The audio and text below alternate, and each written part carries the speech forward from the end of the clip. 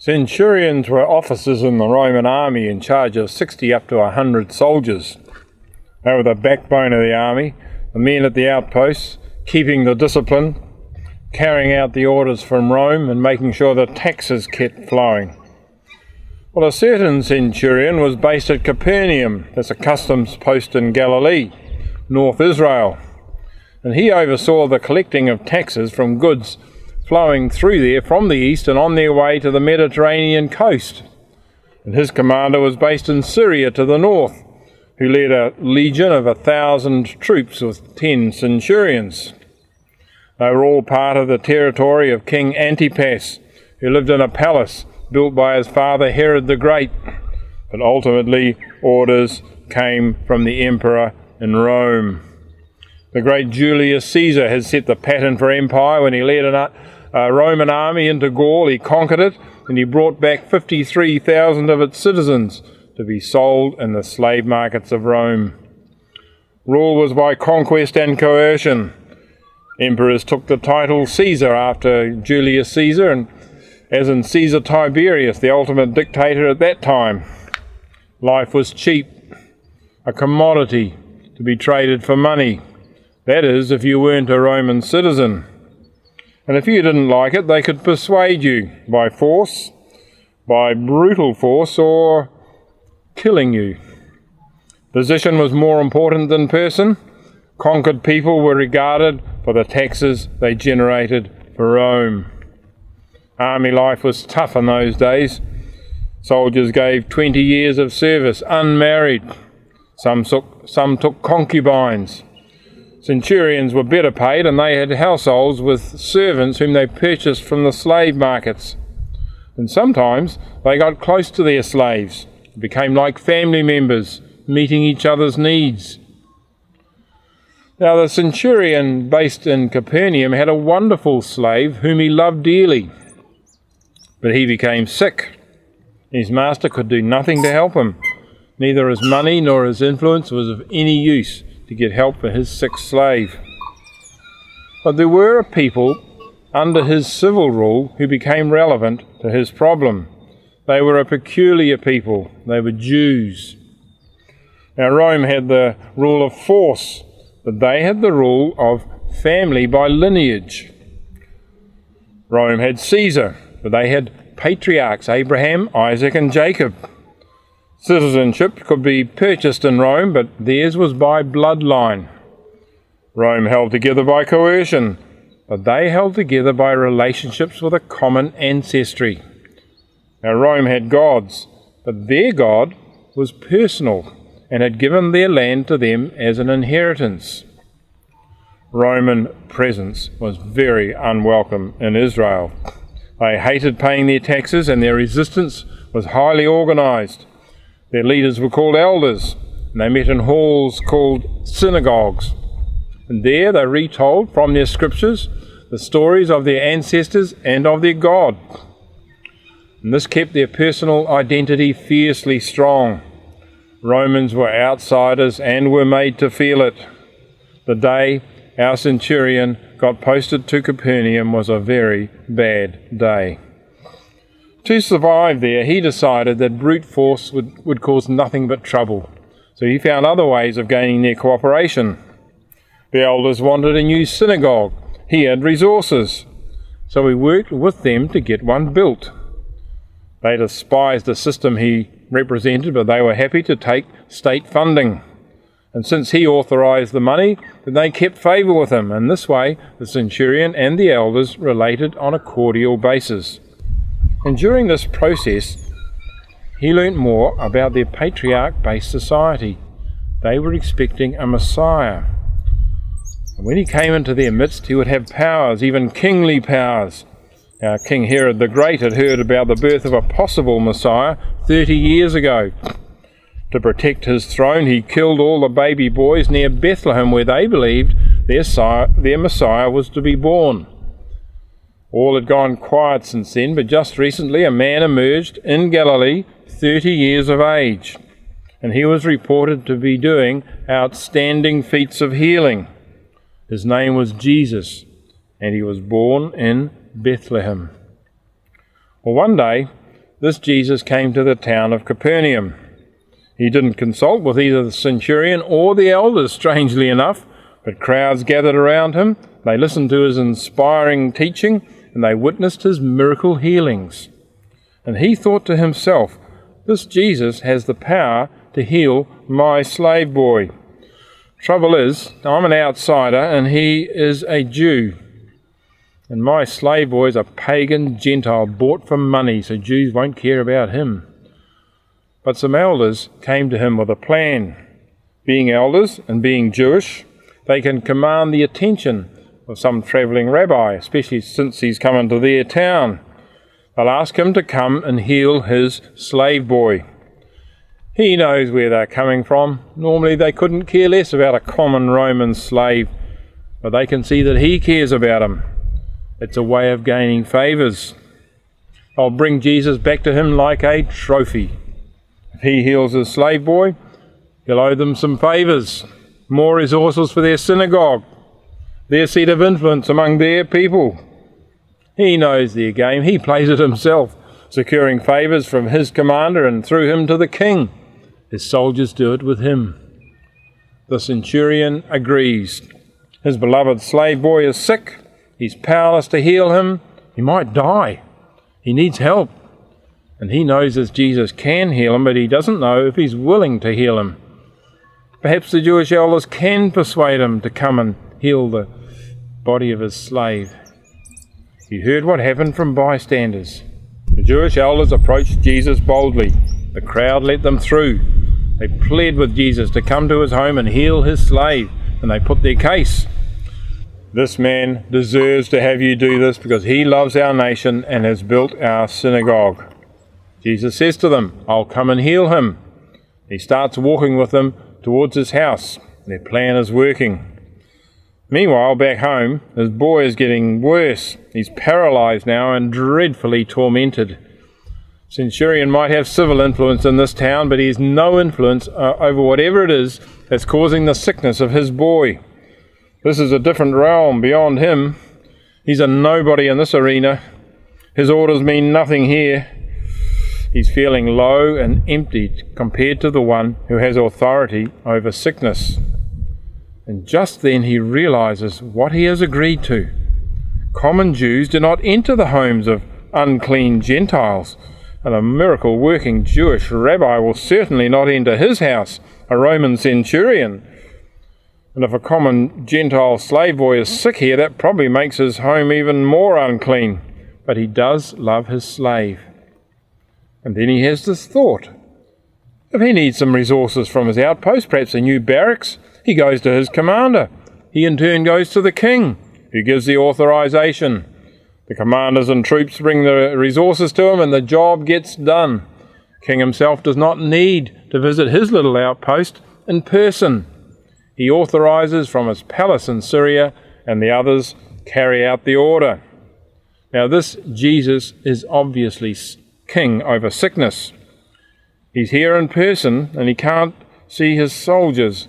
It must be spirits or angels or something. They must be at work because people do get healed when Jesus gives the command. He puts this thought into a plan which doesn't need Jesus to enter his house. He sends instructions with some friends, and he tells them to go to Jesus and say to him, Lord, do not trouble yourself any more, because I'm not fit for you to come into my house, and for this reason I don't consider myself worthy to come to you. But just say the word, and my servant will be healed. For I myself am a man under authority, with soldiers under me. I tell this one, go, and he goes, and I tell to another, come, and he comes, and to my slave, do this, and he does it. He sends this second envoy off, and they are gone for a long time. The slave boy is getting worse. He feels like any common slave must feel, of no status in the realm that he needs help from. He's just given Jesus an excuse. He is helpless, completely at his mercy and favour. There's no leverage here. Jesus can dismiss him, and he can't do a thing. Jesus is a Caesar over sickness, all right. Centurion feels like a common slave, even less. He's not even owned by anybody. Outside his system of empire and military and force and cruelty, he is nothing. His servant is dying and he is helpless. How attractive their family rule seems, with Jesus their Messiah, sent from their God, and how harsh and cold and cruel and impersonal his system is. Yet it's all he's got. What a cheek to ask their king for help. His king wouldn't give help to outsiders. He would send the soldiers in to conquer, to pillage, set up a garrison and extract the taxes. Why should Jesus help me? I'm part of Rome, not of heaven. And then he had another thought. The rule of sickness can end up taking the life of a sick person. And when he dies, he's no use to Rome anymore. Rome can't control death, but Jesus can. That makes Jesus' realm of a superior order to Rome. Well, at this thought, he is feeling unworthy, inadequate, completely dependent, and of very low disposition. His friends reach Jesus and they pass on his message. Our centurion says, I am not worthy for you to come under my roof, but only say the word and my servant will be healed. For I am a man under authority with soldiers under me, and I say to this one, go, and he goes, and I say to that one, come, and he comes, and I say to my slave, do this, and he does it. The report of Jesus' reaction to his word is incredible. He stops and stares at his friends, amazed. He turns to his first envoy of Jewish elders and he says to them, I tell you the truth, I have not found anyone in Israel with such great faith. They freeze, offended. Faith, they are thinking? They have favour, they have lineage, they have patriarchs, they are righteous, they are sons of Israel. They're not Gentiles, they're not pagan, not men of war, they're holy, they keep the law. They have God on their side. But Jesus has just mentioned none of these things, but just one thing, faith. Faith in himself alone with no backup. And Jesus has announced that a Roman centurion has faith, but the elders haven't got it. What, they are thinking? Don't we believe you can heal? Isn't that why we came to you? But Jesus sees right through those fellows. They haven't given up on what they'd been trusting in. They came to Jesus talking about deserving help. They came trusting in their status as elders and their standing with God by being good. They haven't let go of that. They've come full of themselves. Centurion comes empty. He comes as a senior Roman military man with plenty of civil benefits, but he isn't trusting any of those. In coming to Jesus, he's let go of everything else and he considers himself nothing. Not even worthy to approach him in person. And Jesus tells his friends that he, not the Jewish elders, have come the right way. The elders are insulted. Their plan is not working. His Gentile friends have stopped Jesus coming to perform a healing over his slave. They're on a diplomatic mission, but Jesus is on a truth mission. The truth about just who is in and who is out. Well, they are convinced that their ancestry with Abraham, Isaac and Jacob as their source makes them elite in God matters. And they had the centurion convinced of that too and would have left him as an outsider. But what Jesus says next, fear tears those notions apart and he slashes a sharp divide between Jew and Gentile leaders, a divide that is utterly shocking to the ears of those Jewish leaders. Jesus says, looking straight at them, I tell you that many will come from the east and the west and will take their places at the feast with Abraham, Isaac and Jacob in the kingdom of heaven. But the subjects of the kingdom will be thrown outside into darkness where there will be weeping and gnashing of teeth. What? They are out and he is in? Shocking! Jesus takes the names of their own patriarchs away from them and he gives their identity to the centurion and to any Gentile who has faith in Jesus. He is from the west, from Rome, and so is everyone from Europe or Africa, and those from the east can also come in, from Asia and the Arab world, and Persians and Indians, people from all these places, insiders, citizens of heaven, join with the patriarchs in the same family, all because they had faith in Jesus. What about those respectable elders? Well, Jesus says their destiny is the very fate that they wished on all their enemies, thrown out into darkness to cry and grind their teeth. Well, that sounds like a very bad place, and they are in shock. But right here, they too have an opportunity to come out from behind their mask of respectability, to change their hearts and believe in Jesus, just as he had done. It's up to them. They can choose to be offended or to be corrected, to be proud or to become humble and search for truth, as he had done, letting go of all they'd been trusting, just like that Roman. What will they choose? Will they follow his example of pure faith, or will they reject Jesus' claims and so reject him? Jesus leaves no middle ground. Does Jesus really have knowledge of life and death, and of who goes to heaven and who goes to hell, and of what happens at each place? Well, if he can stop the condition that causes death, then maybe Jesus just does know a thing or two about death and what happens afterwards.